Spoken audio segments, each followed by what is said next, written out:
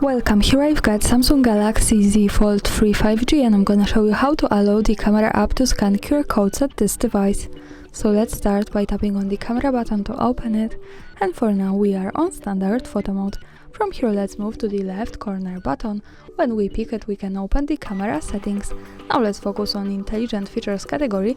At the third position here we have scan QR codes option, so by using the button from the right we can easily turn it off and turn it on as we need, and of course I suggest you to keep it turned on, because when you have it you can scan QR codes by putting them inside your camera and you don't need any other app to do it, so this is really easy. That's all, thanks for watching, subscribe our channel and leave the thumbs up.